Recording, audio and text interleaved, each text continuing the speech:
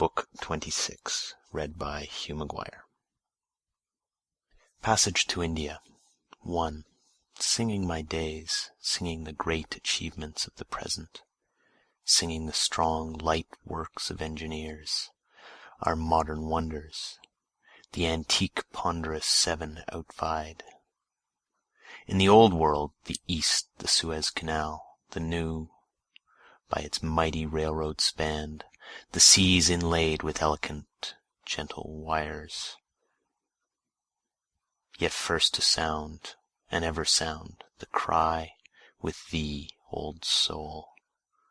The past, the past, the past, the past, the dark unfathomed retrospect, the teeming gulf, the sleepers in the shadows, the past, the infinite greatness of the past. For what is the present, after all, but the growth out of the past? As a projectile formed, impelled, passing a certain line, still keeps on, so the present, utterly formed, impelled by the past. 2. Passage, O soul, to India. Eclaircis, the myths Asiatic, the primitive fables. Not you alone, proud truths of the world, nor you alone, ye facts of modern science, but myths and fables of eld, Asia's, Africa's fables, the far-darting beams of the spirit, the unloosed dreams, the deep-diving Bibles and legends, the daring plots of the poets, the elder religions. O you temples fairer than the lilies poured over by the rising sun! O you fables spurning the known, eluding the hold of the known, mounting to heaven! You lofty and dazzling towers, pinnacled red as roses, burnished with gold, towers of fables, immortal fashioned from mortal dreams, you too I welcome and fully the same as the rest. You too with joy I sing. Passage to India. Lo, soul, seest thou not God's purpose from the first? The earth to be spanned, connected by network, the races neighbors to marry and be given in marriage, the oceans to be crossed, the distance brought near, the lands to be welded together.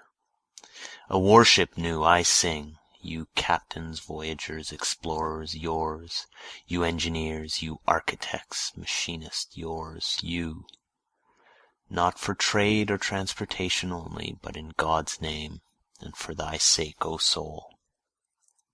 3. Passage to India. Lo, soul, for thee of tableaus twain, I see in one the Suez Canal initiated, opened. I see the procession of steamships, the Empress Eugenie's leading the van. I mark from on deck the strange landscape, the pure sky, the level sand in the distance. I pass swiftly the picturesque groups, the workmen gathered, the gigantic dredging machines. In one again, different, yet thine, all thine, O soul, the same. I see over my own continent the Pacific Railroad surmounting every barrier. I see continual trains of cars winding along the Platte, carrying freight and passengers. I hear the locomotives rushing and roaring and the shrill steam whistle. I hear the echoes reverberate through the grandest scenery in the world. I cross the Laramie plains, I note the rocks in grotesque shapes, the buttes. I see the plentiful larkspur and wild onions, the barren, colorless sage deserts. I see in glimpses afar or towering immediately above me the great mountains. I see the Wind River and the Wasatch Mountains. I see the Monument Mountain and the Eagle's Nest. I pass the promontory, I ascend the Nevadas. I scan the noble Elk Mountain and wind around its base. I see the Humboldt Range. I thread the valley and cross the river. I see the clear waters of Lake Tahoe, I see forests of majestic pines, or crossing the great desert, the alkaline plains, I behold enchanting mirages of waters and meadows. Marking through these and after all, in duplicate slender lines, bridging the 3,000 or 4,000 miles of land travel, trying the eastern to the western sea, the road between Europe and Asia.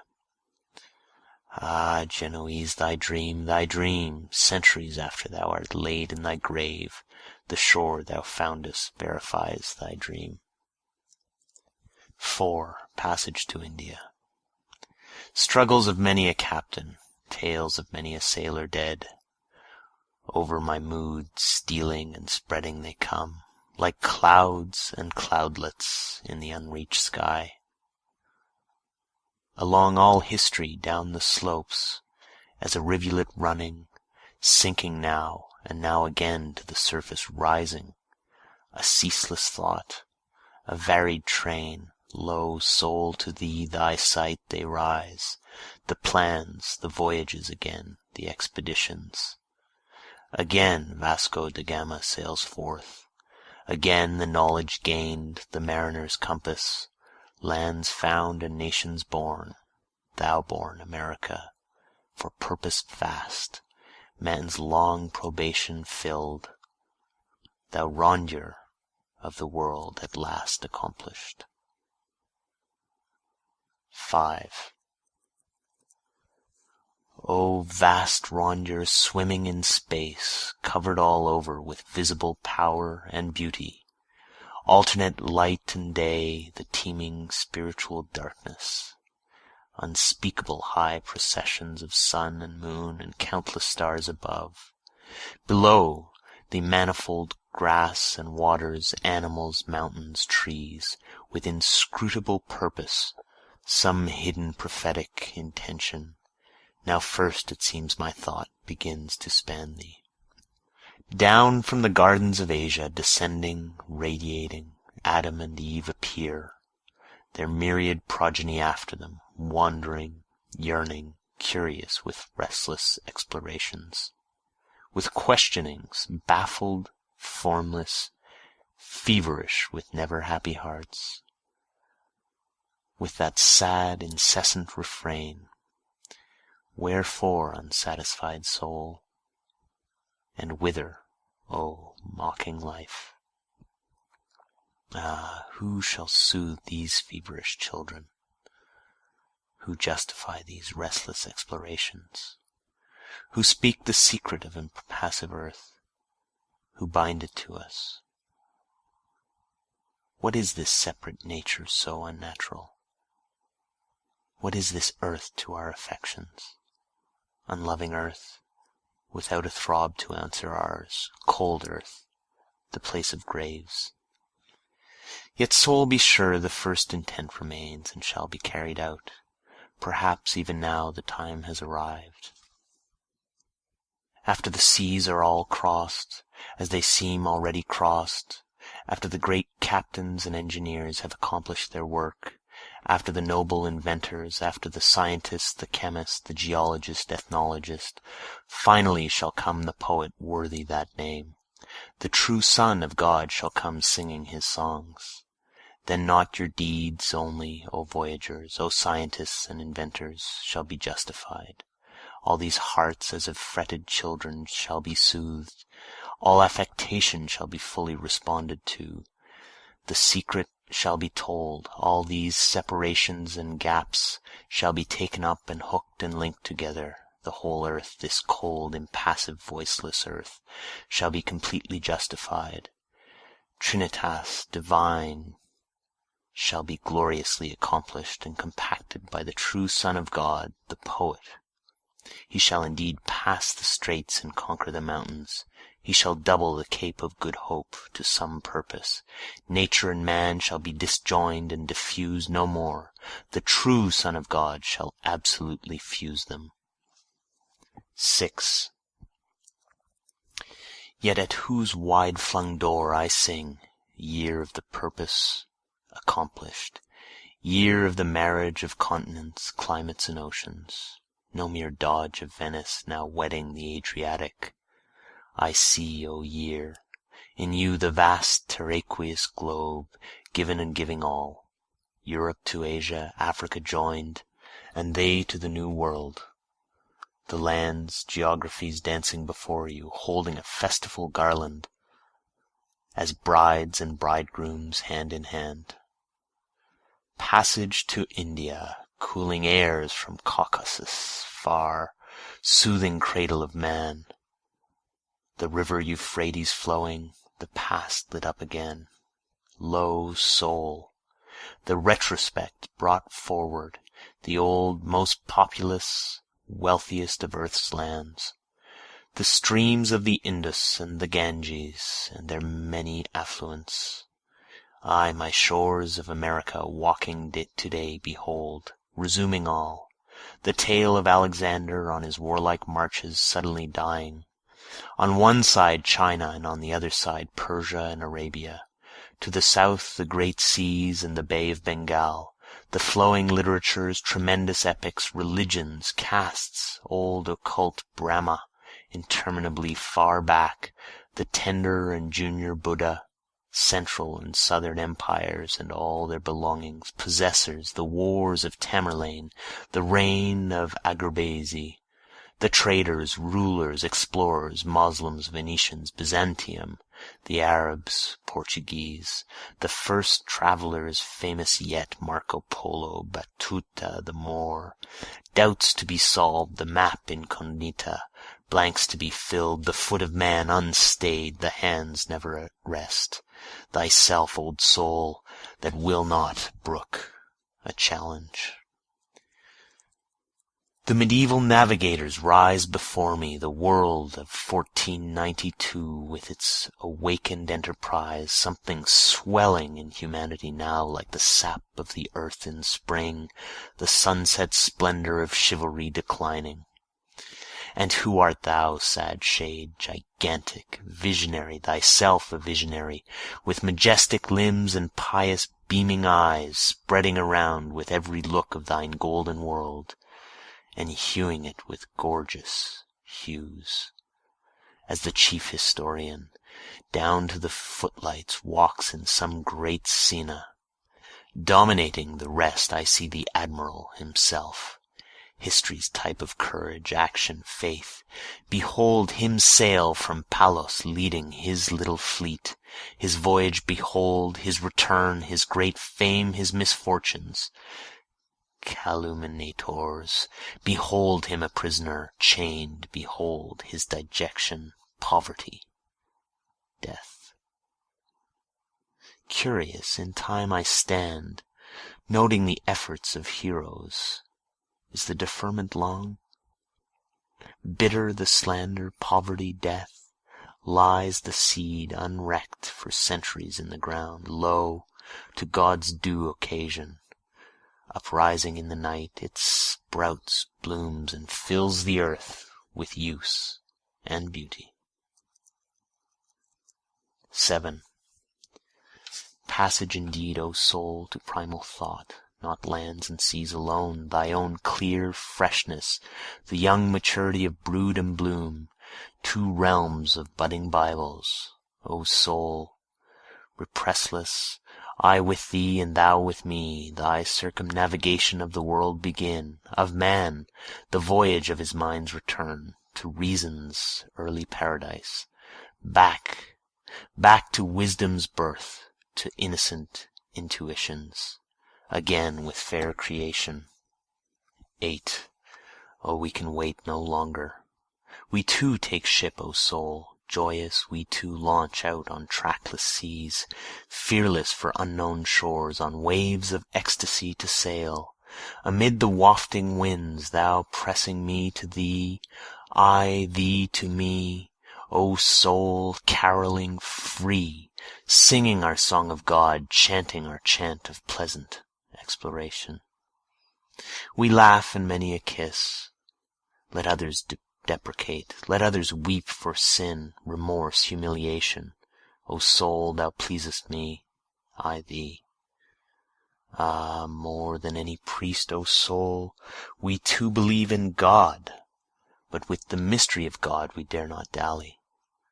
O soul, thou pleasest me, I thee.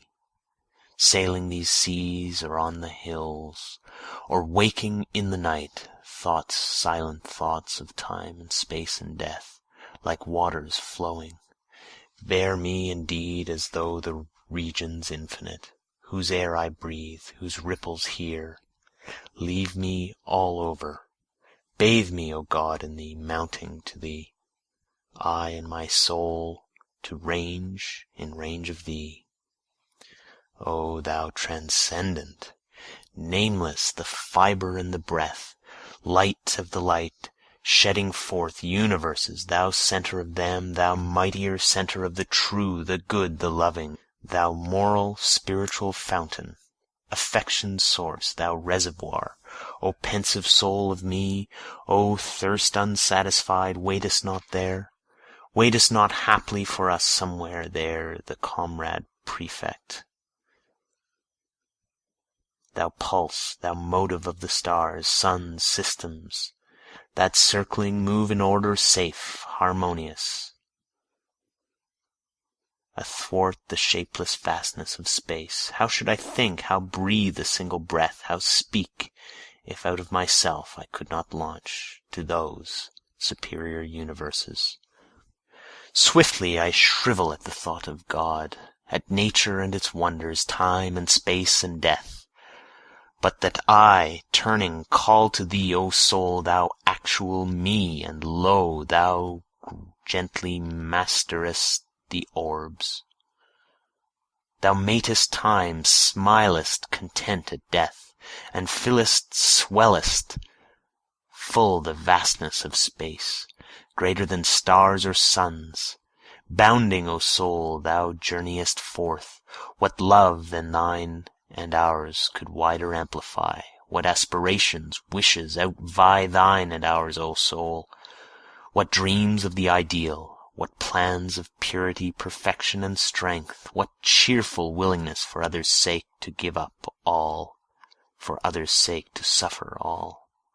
Reckoning ahead, O soul, when thou, the time achieved, the seas all crossed, weathered the capes, the voyage done, surrounded, copest, frontest God, yieldest, the aim attained, as filled with friendship, love complete, the elder brother found, the younger melts in fondness in his arms.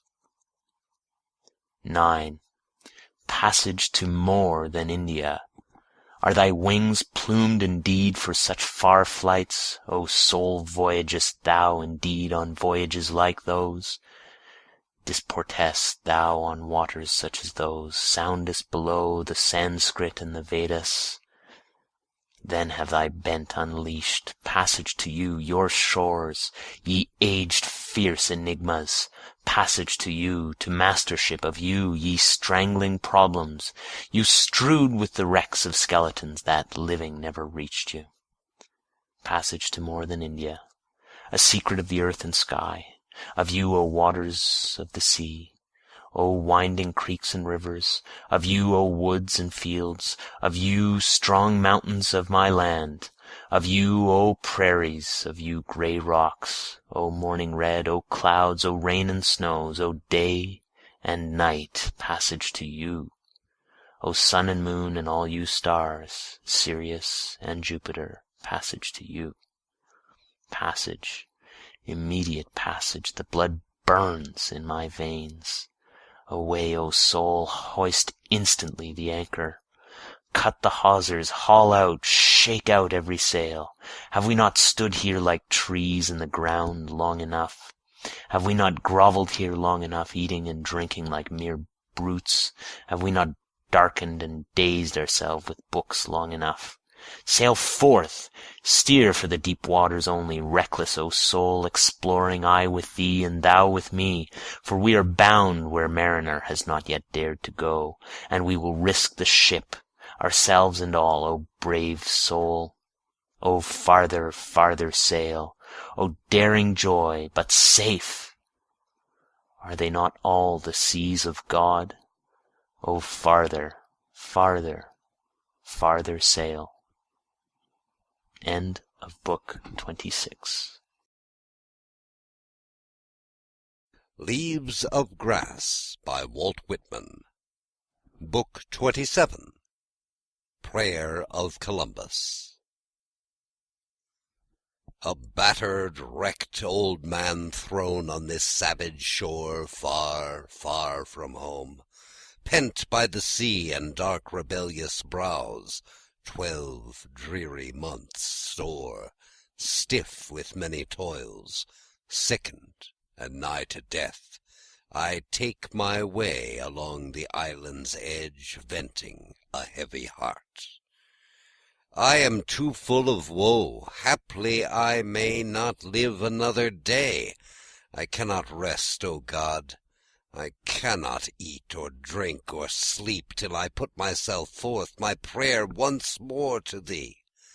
Breathe, bathe myself once more in Thee, commune with Thee, report myself once more to Thee. Thou knowest my years entire, my life, my long and crowded life of active worth, not adoration merely. Thou know'st the prayers and vigils of my youth. Thou know'st my manhood's solemn and visionary meditations. Thou know'st how before I commenced I devoted all to come to Thee. Thou know'st I have in age ratified all those vows, and strictly kept them. Thou know'st I have not once lost nor faith nor ecstasy in Thee. In shackles, prisoned, in disgrace, repining not, accepting all from Thee as duly come from Thee. All my emprises have been filled with Thee, my speculations, plans begun and carried on in thoughts of Thee, sailing the deep or journeying the land for Thee, intentions, purports, aspirations mine, leaving results to Thee. Oh, I am sure they really came from Thee, the urge, the ardor, the unconquerable will, the potent, felt, interior command stronger than words, a message from the heavens whispering to me even in sleep. These sped me on. By me and these the work so far accomplished. By me earth's elder cloyed and stifled lands uncloyed, unloosed. By me the hemispheres rounded and tied, the unknown to the known. The end I know not, it is all in Thee. Or small or great I know not. Haply what broad fields, what lands, haply the brutish, measureless human undergrowth I know, transplanted there may rise to stature, knowledge worthy Thee. Haply the swords I know may Thee indeed be turned into reaping tools. Haply the lifeless cross I know, Europe's dead cross, may bud and blossom here. One effort more, my altar this bleak sand, that Thou, O God, hast lighted with ray of light steady, ineffable, vouchsafed of Thee, light rare, untellable, lighting the very light beyond all signs, descriptions, languages, for that, O God, be it my latest word, here on my knees, old, poor, and paralyzed, I thank Thee. My terminus near, the clouds already closing upon me, the voyage balked, the course disputed, lost, I yield my ships to Thee. My hands, my limbs grow nerveless, my brain feels racked, bewildered, Let the old timbers part, I will not part. I will cling fast to thee, O God, though the waves buffet me. Thee at last I know. Is it the prophet's thought I speak, or am I raving? What do I know of life? What of myself? I know not even my own work, past or present. Dim, ever-shifting guesses of it spread before me, of newer, better worlds, their mighty parturition, mocking, perplexing me. And these things I see suddenly. What mean they?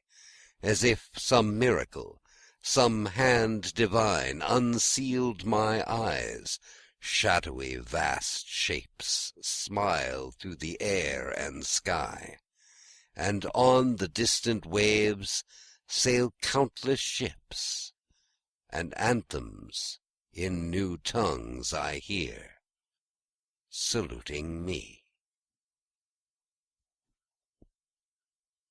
So ends Book 27 of Leaves of Grass. Book 28. The Sleepers. 1. I wander all night in my visions, stepping with light feet swiftly and noiselessly, stepping and stopping, bending with open eyes over the shut eyes of sleepers, wandering and confused, lost to myself, ill-assorted, contradictory, pausing, gazing, bending, and stopping. How solemn they look there, stretched and still, how quiet they breathe, the little children in their cradles. The wretched features of ennuis, the white features of corpses, the livid faces of drunkards, the sick grey faces of onanists, the gashed bodies on battlefields, the insane in their strong-doored rooms, the sacred idiots, the newborn emerging from gates, and the dying emerging from gates. The night pervades them and enfolds them. The married couple sleep calmly in their bed, he with his palm on the hip of his wife, she with her palm on the hip of the husband. The sisters sleep lovingly side by side in their bed. The men sleep lovingly side by side in theirs. And the mother sleeps with her little child carefully wrapped. The blind sleep, and the deaf and dumb sleep. The prisoner sleeps well in the prison. The runaway son sleeps. The murderer that is to be hung the next day, how does he sleep? And the murdered person, how does he sleep? The female that loves unrequited sleeps, and the male that loves unrequited sleeps. The head of the money-maker that plotted all day sleeps, and the enraged and treacherous dispositions all sleep.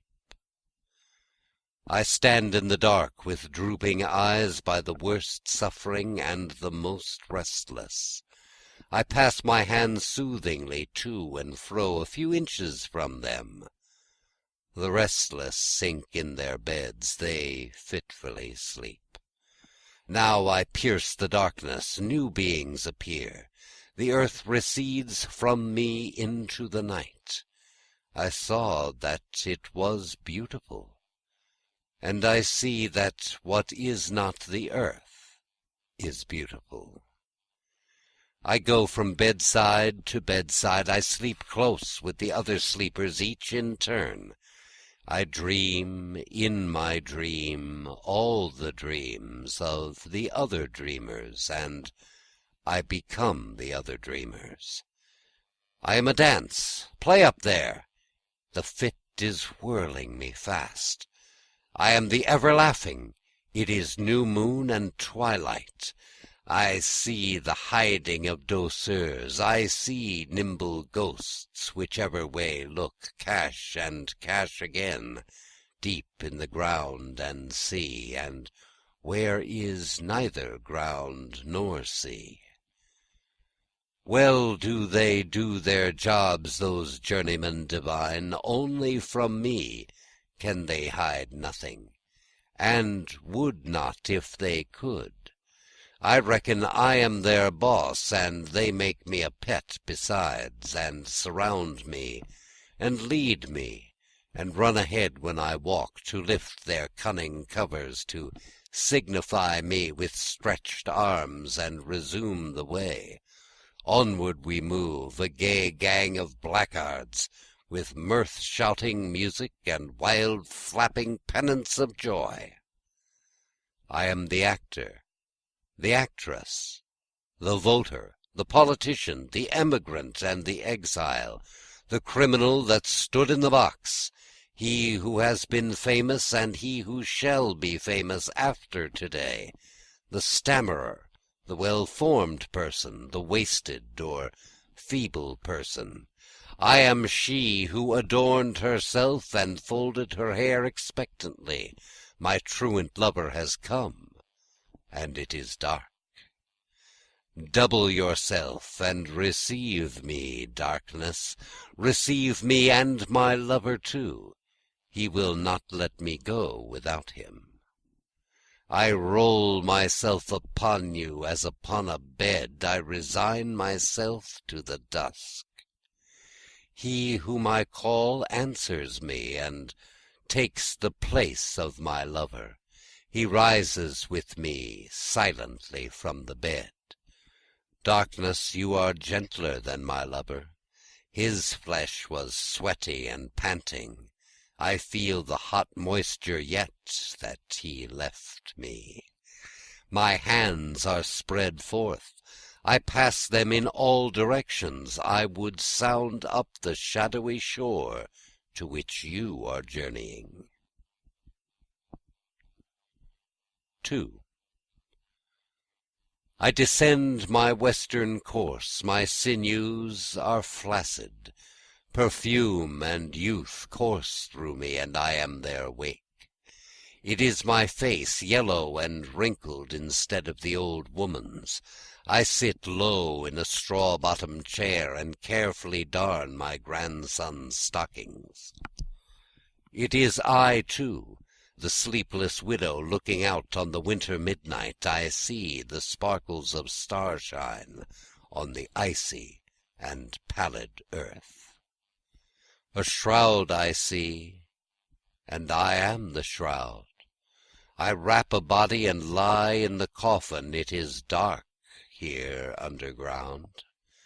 It is not evil or pain here. It is blank here for reasons. It seems to me that everything in the light and air ought to be happy. Whoever is not in his coffin and the dark grave, let him know he has enough. 3. I see a beautiful gigantic swimmer swimming naked through the eddies of the sea. His brown hair lies close and even to his head. He strikes out with courageous arms and urges himself with his legs. I see his white body. I see his undaunted eyes. I hate the swift-running eddies that would dash him headmost on the rocks. What are you doing, you ruffianly, red-trickled waves? Will you kill the courageous giant? Will you kill him in the prime of his middle age? Steady and long he struggles. He is baffled, banged, bruised. He holds out while his strength holds out. The slapping eddies are spotted with his blood. They bear him away. They roll him, swing him, turn him. His beautiful body is borne in the circling eddies. It is continually bruised on the rocks.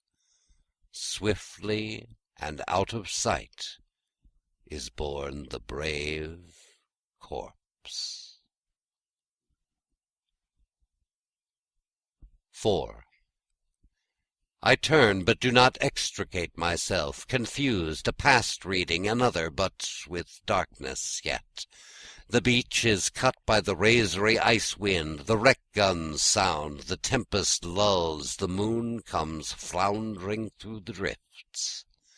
I look where the ship helplessly heads end on. I hear the burst as she strikes. I hear the howls of dismay. They grow fainter and fainter. I cannot aid with my ringing fingers. I can but rush to the surf and let it drench me and freeze upon me. I search with the crowd. Not one of the company is washed to us alive. In the morning I help pick up the dead and lay them in rows in a barn. 5. Now of the older war days, the defeat at Brooklyn, Washington stands inside the lines. He stands on the entrenched hills amid a crowd of officers. His face is cold and damp. He cannot repress the weeping drops. He lifts the glass perpetually to his eyes. The color is blanched from his cheeks. He sees the slaughter of the Southern braves confided to him by their parents. The same at last, and at last, when peace is declared. He stands in the room of the old tavern. The well-beloved soldiers all pass through. The officers, speechless and slow, draw near in their turns. The chief encircles their necks with his arm, and kisses them on the cheek. He kisses lightly the wet cheeks, one after another. He shakes hands, and bids good-bye to the army. 6. Now what my mother told me one day as we sat at dinner together, of when she was a nearly grown girl living home with her parents on the old homestead. A red squaw came one breakfast time to the old homestead. On her back she carried a bundle of rushes for rush-bottoming chairs. Her hair, straight, shiny, coarse, black, profuse, half enveloped her face. Her step was free and elastic, and her voice sounded exquisitely as she spoke. My mother looked in delight and amazement at the stranger. She looked at the freshness of her tall-born face and full and pliant limbs. The more she looked upon her, she loved her. Never before had she seen such wonderful beauty and purity. She made her sit on a bench by the jamb of the fireplace. She cooked food for her. She had no work to give her, but she gave her remembrance and fondness. The red squaw stayed all the forenoon, and toward the middle of the afternoon she went away. Oh, my mother was loath to have her go away. All the week she thought of her. She watched for her many a month. She remembered her many a winter and many a summer. But the red squaw never came, nor was heard of there again. 7. A show of the summer softness, a contact of something unseen, an amour of the light and air. I am jealous and overwhelmed with friendliness, and I will go gallivant with the light and air myself. O love and summer, you are in the dreams and in me. Autumn and winter are in the dreams. The farmer goes with his thrift. The droves and crops increase. The barns are well filled. Elements merge in the night. Ships make tacks in the dreams. The sailor sails. The exile returns home. The fugitive returns unharmed. The immigrant is back beyond months and years. The poor Irishman lives in the simple house of his childhood, with the well-known neighbors and faces. They warmly welcome him. He is barefoot again, but he forgets he is well off. The Dutchman voyages home, and the Scotchman and Welshman voyage home, and the native of the Mediterranean voyages home.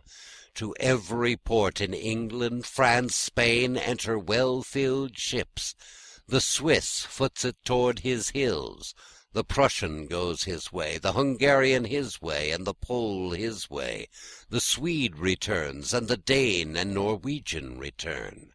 The homeward bound and the outward bound, the beautiful lost swimmer, the ennui, the onanist, the female that loves unrequited, the money-maker, the actor and actress, those through with their parts and those waiting to commence, the affectionate boy, the husband and wife, the voter, the nominee that is chosen, and the nominee that has failed, the great already known and the great any time after today, the stammerer, the sick, the perfect form, the homely, the criminal that stood in the box, the judge that sat and sentenced him, the fluent lawyers, the jury, the audience, the laugher, the weeper, the dancer, the midnight widow, the red squaw, the consumptive, the Arispilat, the idiot, he that is wronged, the antipodes, and every one between this and them in the dark. I swear they are averaged now, no one is better than the other. The night and sleep have likened them and restored them. I swear they are all beautiful. Every one that sleeps is beautiful. Everything in the dim light is beautiful. The wildest and bloodiest is over, and all is peace. Peace is always beautiful. The myth of heaven indicates peace and night. The myth of heaven indicates the soul. The soul is always beautiful. It appears more or it appears less. It comes or it lags behind. It comes from the embowered garden and looks pleasantly on itself and encloses the world, perfect and clean, the genitals previously jetting and perfect and clean, the womb cohering, the head well grown, proportioned and plumb, and the bowels and joints proportioned and plumb. The soul is always beautiful. The universe is duly in order. Everything is in its place. What has arrived is in its place, and what waits shall be in its place. The twisted skull waits, the watery or rotten blood waits, the child of the glutton or the venereale waits along, and the child of the drunkard waits along, and the drunkard himself waits along. The sleepers that lived and died wait. The far advanced are to go on in their turns, and the far behind are to come on in their turns. The diverse shall be no less diverse, but they shall flow and unite. They unite now. 8. The sleepers are very beautiful as they lie unclothed. They flow hand in hand over the whole earth, from east to west as they lie unclothed. The Asiatic and African are hand in hand. The European and American are hand in hand. Learned and unlearned are hand in hand, and male and female are hand in hand. The bare arm of the girl crosses the bare breast of her lover. They press close, without lust. His lips press her neck. The father holds his grown or ungrown son in his arms with measureless love, and the son holds the father in his arms with measureless love. The white hair of the mother shines on the white wrist of the daughter. The breath of the boy goes with the breath of the man. The friend is inarmed by friend. The scholar kisses the teacher, and the teacher kisses the scholar. The wronged made right. The call of the slave is one with the master's call, and the master salutes the slave. The felon steps forth from the prison. The insane becomes sane. The suffering of sick persons is relieved. The sweatings and fevers stop. The throat that was unsound is sound. The lungs, the consumptive, are resumed. The poor distressed head is free. The joints of the rheumatic move as smoothly as ever, and smoother than ever.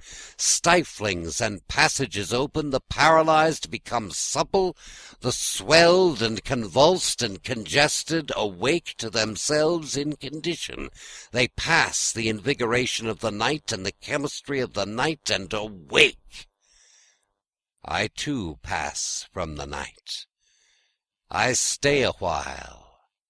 O night, but I return to you again and love you. Why should I be afraid to trust myself to you? I am not afraid. I have been well brought forward by you. I love the rich running day, but I do not desert her, in whom I lay so long. I know not how I came of you, and I know not where I go with you, but I know I came well, and shall go well. I will stop only a time with the night, and rise betimes. I will duly pass the day, O mother, and duly return to you.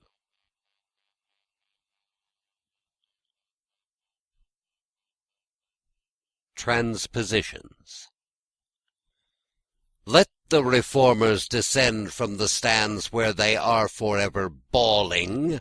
Let an idiot or insane person appear on each of the stands. Let judges and criminals be transposed. Let prison keepers be put in prison. Let those that were prisoners take the keys. Let them that distrust birth and death lead the rest. So ends Book 28 of Leaves of Grass. Leaves of Grass by Walt Whitman. Chapter 29. To think of time. To think of time, all that retrospection. To think of today, and the ages continued henceforward. Have you guessed you yourself would not continue? Have you dreaded these earth beetles? Have you feared the future would be nothing to you? Is today nothing? Is the beginningless past nothing? If the future is nothing, they are surely just as nothing. To think that the sun rose in the east, that men and women were flexible, real, alive, that everything was alive. To think that you and I did not see, feel, think, nor bear our part. To think that we are now here, and bear our part. Not a day passes, not a minute or second without an accouchement. Not a day passes, not a minute or second without a corpse. The dull nights go over, and the dull days also. The soreness of lying so much in bed goes over. The physician, after long putting off, gives the silent and terrible look for an answer. The children come, hurried and weeping, and the brothers and sisters are sent for. Medicines stand unused on the shelf. The camphor smell has long pervaded the rooms. The faithful hand of the living does not desert the hand of the dying. The twitching lips press lightly on the forehead of the dying. The breath ceases, and the pulse of the heart ceases. The corpse stretches on the bed, and the living look upon it. It is palpable, as the living are palpable. The living look upon the corpse with their eyesight, but without eyesight lingers a different living, and looks curiously on the corpse. To think the thought of death merged in the thought of materials, to think of all these wonders of city and country and others taking great interest in them, and we taking no interest in them. To think how eager we are in building our houses, to think others shall be just as eager, and we quite indifferent. I see one building the house that serves him a few years, or 70 or 80 years at most. I see one building the house that serves him longer than that. Slow-moving and black lines creep over the whole earth. They never cease. They are the burial lines. He that was president was buried, and he that is now president shall surely be buried. A reminiscence of the vulgar fate, a frequent sample of the life and death of workmen, each after his kind. Cold dash of waves at the ferry wharf, posh and ice in the river, half-frozen mud in the streets, a grey discouraged sky overhead, the short last daylight of December. A hearse and stages, the funeral of an old Broadway stage driver, the cortege, mostly drivers. Steady the trot to the cemetery, dully rattles the death bell.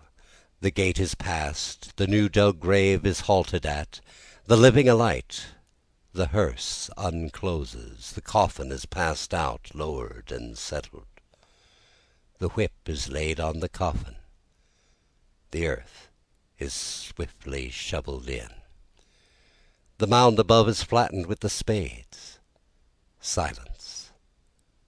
A minute. No one moves or speaks.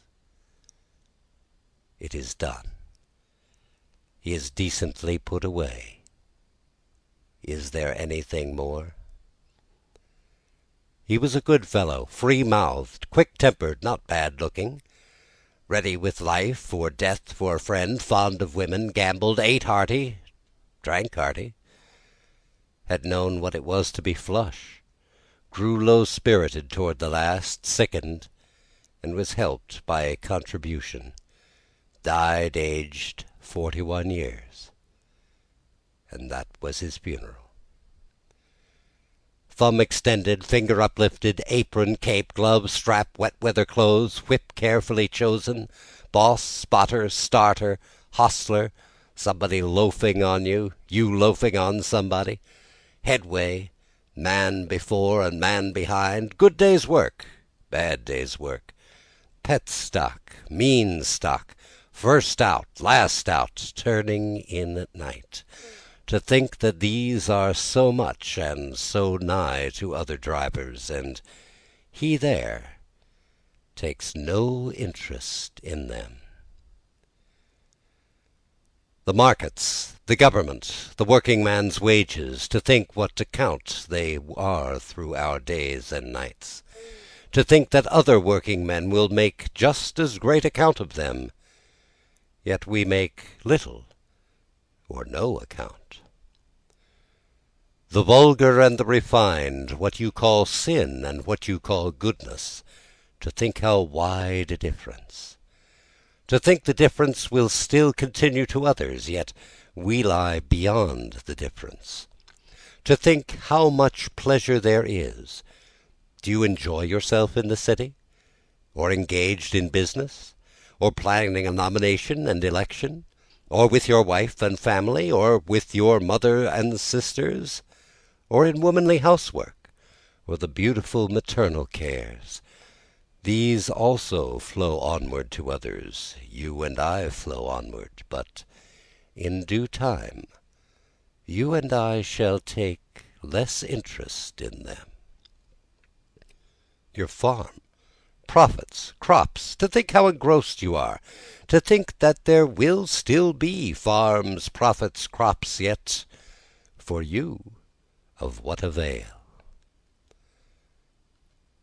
What will be well, for what is well. To take interest is well, and to not take interest shall be well. The domestic joys, the daily housework or business, the building of houses are not phantasms. They have weight, form, location. Farms, profits, crops, markets, wages, government are none of them phantasms. The difference between sin and goodness is no delusion. The earth is not an echo. Man and his life and all the things of his life are well considered. You are not thrown to the winds. You gather certainly and safely around yourself, yourself for ever and ever. It is not to diffuse you that you were born of your mother and father. It is to identify you. It is not that you should be undecided, but that you should be decided. Something long preparing and formless is arrived and formed in you. You are henceforth secure, whatever comes or goes. The threads that were spun are gathered, the weft crosses the warp, the pattern is systematic. The preparations have every one been justified, the orchestra have sufficiently tuned their instruments, the baton has given the signal. The guest was coming. He waited long. He is now housed. He is one of those who are beautiful and happy. He is one of those that to look upon and be with is enough. The law of the past cannot be eluded. The law of the present and future cannot be eluded. The law of the living cannot be eluded. It is eternal. The law of promotion and transformation cannot be eluded. The law of heroes and good doers cannot be eluded. The law of drunkards, informers, mean persons, not one iota thereof can be eluded. Slow-moving and black lines go ceaselessly over the earth. Northerner goes carried, and southerner goes carried, and they on the Atlantic side, and they on the Pacific, and they between, and all through the Mississippi country, and all over the earth. The great masters and cosmos are well as they go. The heroes and good doers are well. The known leaders and inventors, the rich owners and pious and distinguished may be well, but there is more account than that. There is strict account of all. The interminable hordes of the ignorant and wicked are not nothing. The barbarians of Africa and Asia are not nothing. The perpetual successions of shallow people are not nothing as they go. Of and in all these things I have dreamed, that we are not to be changed so much, nor the law of us changed. I have dreamed that heroes and good doers shall be under the present and past law, and that murderers, drunkards, liars shall be under the present and past law. For I have dreamed that the law they are under now is enough. And I have dreamed that the purpose and essence of the known life, the transient, is to form and decide identity for the unknown life, the permanent. If all came but to ashes of dung, If maggots and rats ended us, then alarm, for we are betrayed. Then indeed suspicion of death. Do you suspect death? If I were to suspect death, I should die now. Do you think I could walk pleasantly and well suited toward annihilation? Pleasantly and well suited I walk. Whither I walk I cannot define, but I know it is good. The whole universe indicates that it is good. The past and present indicate that it is good. How beautiful and perfect are the animals! How perfect the earth, and the minutest thing upon it! What is called good is perfect, and what is called bad is just as perfect. The vegetables and minerals are all perfect, and the imponderable fluids perfect. Slowly and surely they have passed on to this, and slowly and surely they yet pass on. I swear, I think now that everything, without exception, has an eternal soul. The trees have, rooted in the ground. The weeds and the sea have, the animals. I swear, I think there is nothing but immortality. That, the exquisite scheme is for it, and the nebulous float is for it, and the cohering is for it, and all preparation is for it, and identity is for it, and life and materials are altogether for it.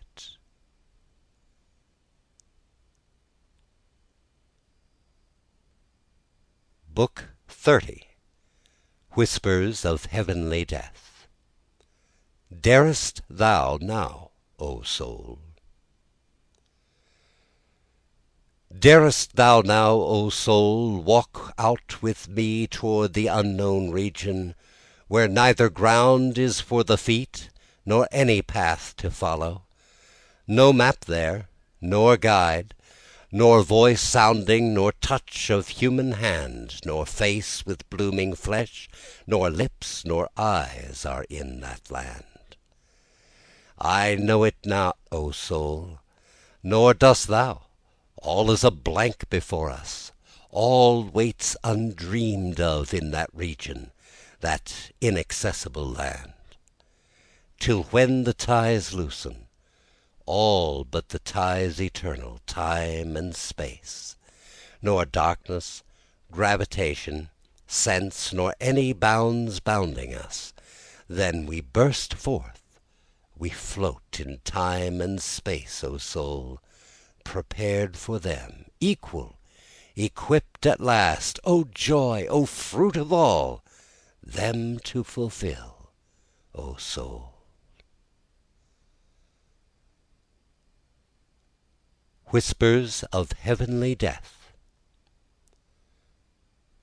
Whispers of heavenly death murmured I hear, labial gossip of night, sibilant chorals, footsteps gently ascending, mystical breezes wafted soft and low, ripples of unseen rivers, tides of a current flowing, forever flowing, or is it the plashing of tears, the measureless waters of human tears? I see, just see skyward, great cloud masses mournfully, slowly they roll, silently swelling and mixing with, at times, a half-dimmed, saddened, far-off star, appearing and disappearing. Some parturition rather, some solemn immortal birth, on the frontiers to eyes impenetrable, some soul is passing over.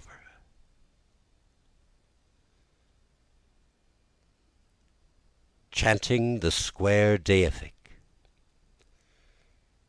Chanting the Square Deific, out of the one advancing, Out of the sides, out of the old and new, out of this square eternally divine, solid, four-sided, and all sides needed, from this side Jehovah am I, old Brahm I, and I Saturnius am.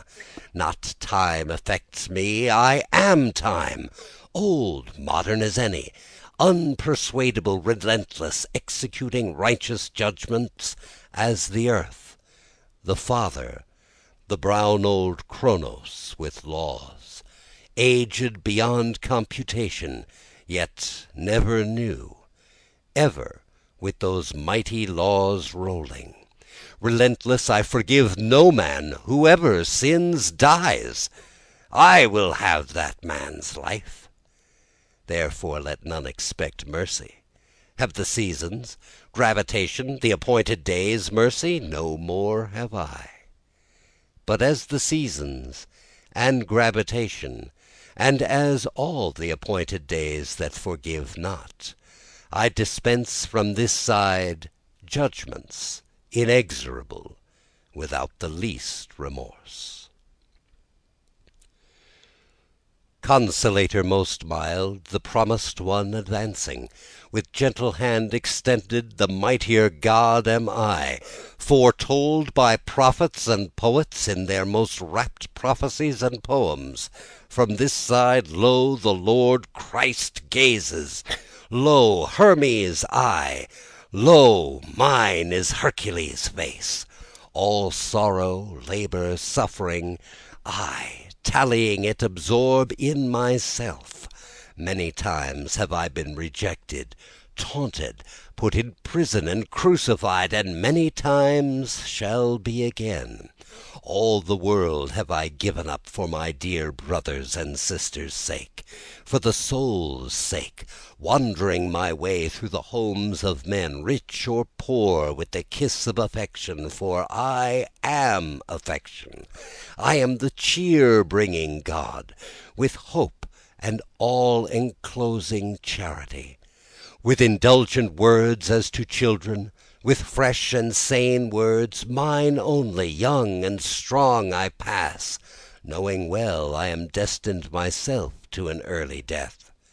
But my Book 31. Thou mother with thy equal brood.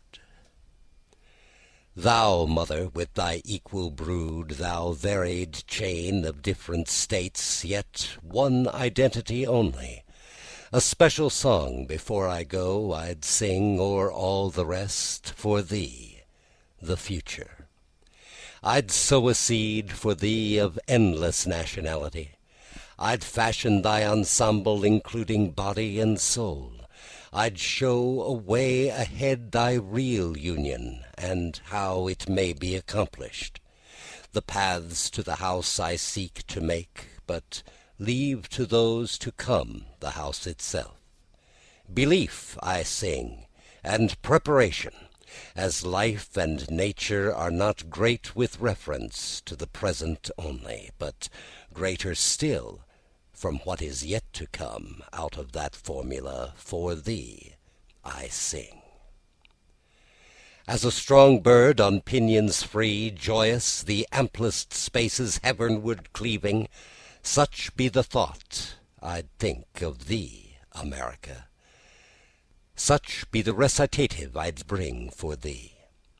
The conceits of the poets of other lands I'd bring thee not, nor the compliments that have served their turn so long, nor rhyme, nor the classics, nor perfume of foreign court or indoor library, but an odor I'd bring as from forests of pine in Maine, or breath of an Illinois prairie, with open airs of Virginia or Georgia or Tennessee, or from Texas uplands or Florida's glades, or the Saguenay's black stream, or the wide blue spread of Huron, with presentment of Yellowstone scenes, or Yosemite, and murmuring under, pervading all, I'd bring the rustling sea sound that endlessly sounds from the two great seas of the world.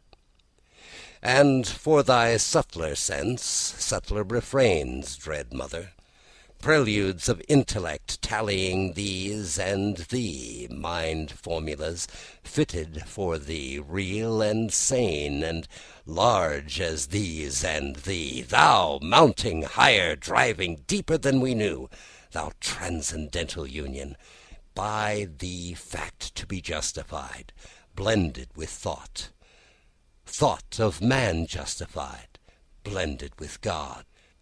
Through thy idea, lo, the immortal reality. Through thy reality, lo, the immortal idea. Brain of the new world, what a task is thine! To formulate the modern out of the peerless grandeur of the modern, out of thyself, comprising science, to recast poems, churches, art, recast, maybe discard them, end them, maybe their work is done, who knows, by vision, hand, conception, on the background of the mighty past, the dead to limn with absolute faith the mighty living present. And yet, thou living present brain, heir of the dead, the old world brain, thou that lay folded like an unborn babe within its folds so long, thou carefully prepared by it for so long, haply thou but unfold'st it, only maturest it. It is to eventuate in thee the essence of the bygone time contained in thee, its poems, churches, arts, unwitting to themselves, destined with reference to thee. Thou but the apples long, long, long a-growing, the fruit of all the old, ripening today in thee. Sail, sail thy best, ship of democracy. Of value is thy freight. 'Tis not the present only, the past is also stored in thee. Thou hold'st not the venture of thyself alone, not of the western continent alone. Earth's resume entire floats on thy keel, O ship, is steadied by thy spars. With thee time voyages in trust. The antecedent nations sink or swim with thee. With all their ancient struggles, martyrs, heroes, epics, wars, thou bear'st the other continents.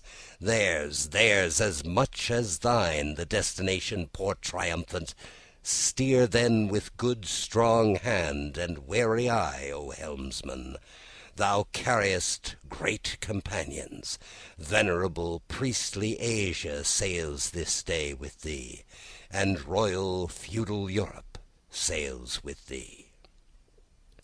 Beautiful world of new superber birth that rises to my eyes like a limitless golden cloud filling the western sky, emblem of general maternity lifted above all, sacred shape of the bearer of daughters and sons, out of thy teeming womb thy giant babes in ceaseless procession issuing, ascending from such generation, taking and giving continual strength and life, world of the real, world of the twain in one, world of the soul born by the world of the real alone, led to identity, body by it alone. Yet in the beginning only, incalculable masses of composite precious materials, by history's cycles forwarded, by every nation, language hither sent, ready, collected here, a freer, vast, electric world to be constructed here, the true new world, the world of orbic science, morals, literatures to come. Thou wonder world yet undefined, unformed, neither do I define thee. How can I pierce the impenetrable blank of the future? I feel thy ominous greatness, evil as well as good. I watch thee advancing, absorbing the present, transcending the past. I see thy light lighting and thy shadow shadowing, as if the entire globe. But I do not undertake to define thee, hardly to comprehend thee. I but thee name, thee prophesy, as now I merely thee ejaculate. Thee in my future, thee in thy only permanent life, career, thy own unloosened mind, thy soaring spirit, thee as another equally needed sun, radiant, ablaze, swift-moving, fructifying all, thee risen in potent cheerfulness and joy, in endless great hilarity, scattering for good the cloud that hung so long and weighed so long upon the mind of man, the doubt, suspicion, dread of gradual certain decadence of man, thee in thy larger, saner brood of female, male, thee in thy athletes, moral, spiritual, south, north, west, east, to thy immortal breasts, mother of all, thy every daughter, son, and Deirdre alike, for ever equal,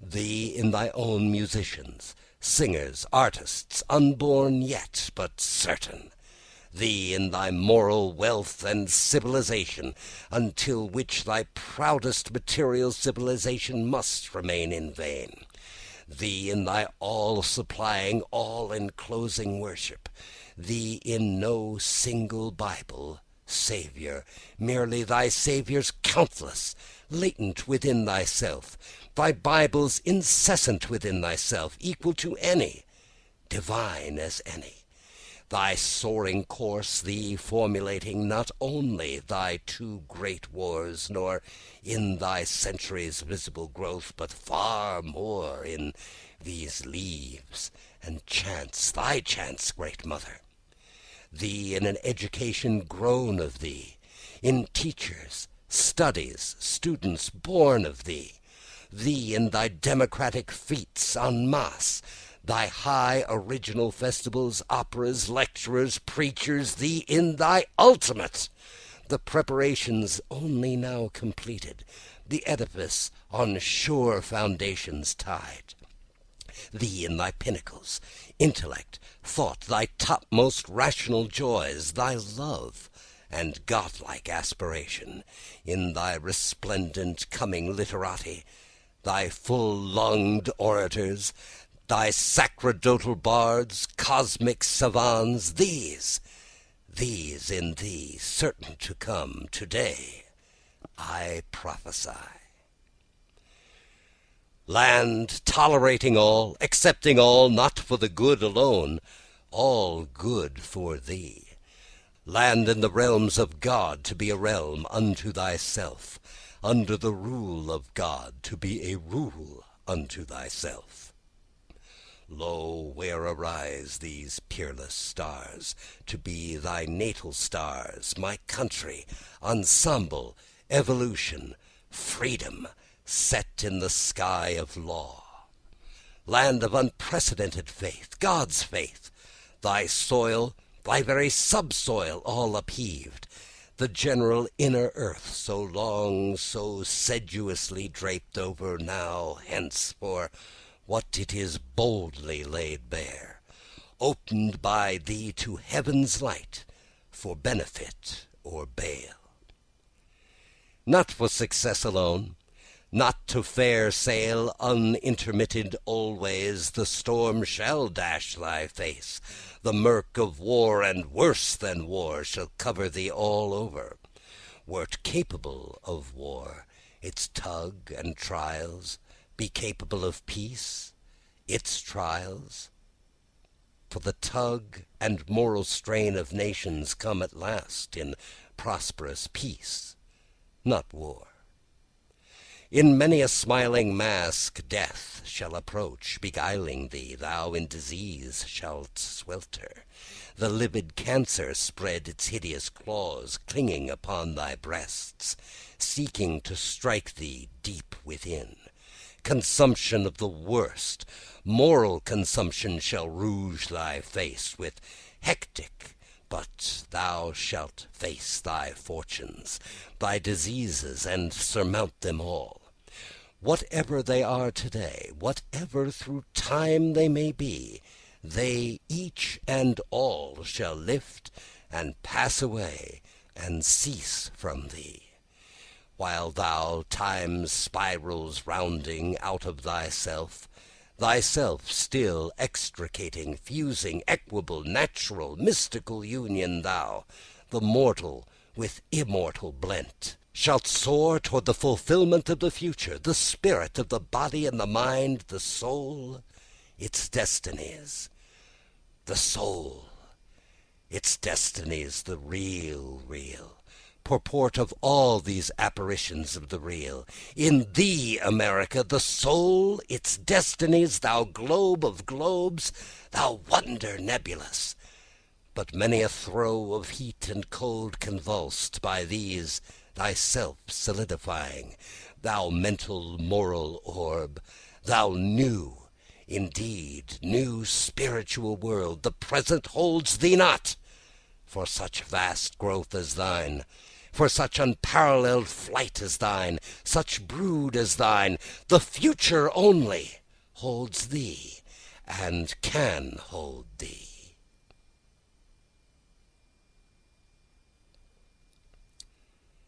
A Paumanok Picture. 2 boats with nets lying off the sea beach quite still, 10 fishermen waiting. They discover a thick school of moss bunkers. They drop the jointed seine ends in the water. The boats separate and row off, each on its own rounding course to the beach, enclosing the moss bunkers. The net is drawn in by a windlass by those who stop ashore. Some of the fishermen lounge in their boats. Others stand ankle deep in the water, poised on strong legs, the boats partly drawn up, the water slapping against them, strewed on the sand in heaps and windrows, well out from the water, the green-backed, spotted moss-bunkers. End of Book 30.